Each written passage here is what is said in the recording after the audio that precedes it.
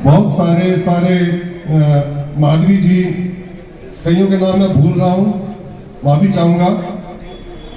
सभी मुबारकबाद देता हूँ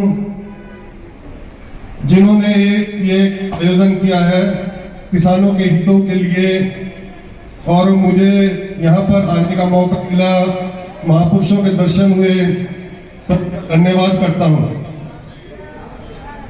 अभी आज के समय में किसानों का मुद्दा जो है ये बहुत गरमाया हुआ है, और आज जो ये सम्मेलन रखा हुआ है, ये प्रोग्राम रखा हुआ है, ये रखा था हमारी जो जय जवान जय किसान संगठन बनाया हुआ है, इसका संविधान किस तरह का बने। और ये बहुत खुशी वाली बात है कि इसको आज के दिन शहीदी पुरब पर 23 मार्च को रखा। पहले तो मैं शहीद भगत सिंह, सुखदेव, राजगुरु को अपने श्रद्धा सुमन भेंट करता हूं। हमारे महापुरुषों ने एक बात कही है कि ईश्वर को, भगवान को 3 तरह के लोग बहुत भाते हैं, बहुत अच्छे लगते हैं। पहले जो देश के लिए, धर्म के लिए, इंसानियत के लिए शहीद हो जाते हैं। दूसरे जो भगवान की भक्ति करते हैं, और तीसरे जो परोपकार करते हैं, दुनिया में आते हैं, लोगों का भला करते हैं, इंसानियत की सेवा करते हैं।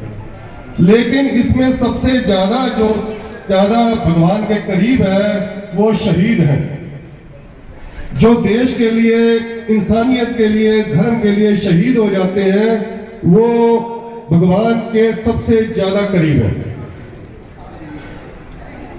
पंजाब ने शुरू से पंजाब ने देश के लिए आगे होकर लड़ाई लड़ी है, और सबसे बड़े देशभक्त जो थे, जिनको आज हम बहुत कम याद करते हैं, वो थे गुरु गोबिंद सिंह जी।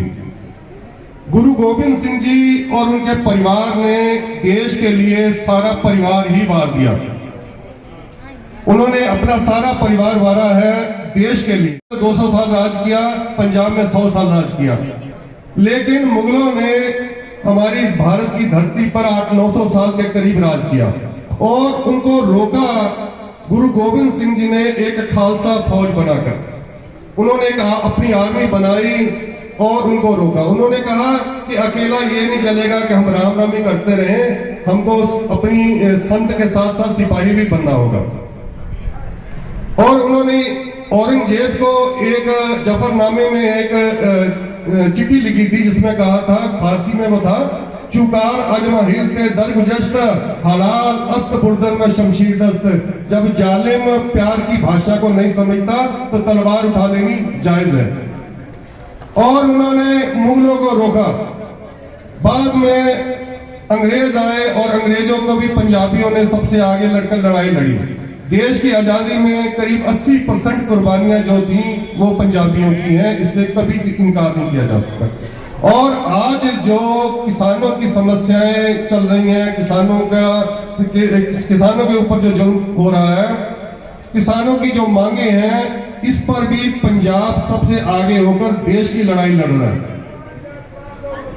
मुझे यह कहते हुए बड़ा दुख होता है कि ये जो लड़ाई पंजाब लड़ रहा है, उसका बाकी प्रदेशों ने उतना सहयोग नहीं दिया जितना उनको देना चाहिए था। 750 के करीब किसान जो है वो पंजाब के किसानों को नहीं मिलेगा। पंजाब के किसानों ने ये समझा कि अगर ऐसे ही चलता रहेगा, क्योंकि देश की सरकार, जैसे पहले भी एक महापुरुष बोल कर गए थे कि ये अलग अलग पार्टियां जो हैं ये लोगों को बेवकूफी बना रही हैं, एक जैसे ही चेहरे हैं, थोड़ा थोड़ा फर्क है, बस कुछ खास फर्क नहीं है। पंजाब के लोगों ने ये समझा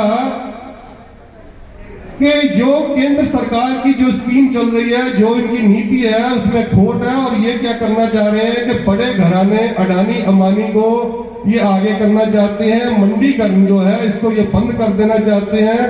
पहले किसानों को उनके फसल का ज्यादा मूल्य देंगे, फिर होगा क्या कि किसान इनके पीछे लगेंगे, बाद में मंडियां बंद हो जाएंगी और किसान पीछे पीछे, ये आगे आगे वाली बात हो जाएगी, उनको उनका मूल्य मिलेगा ही नहीं।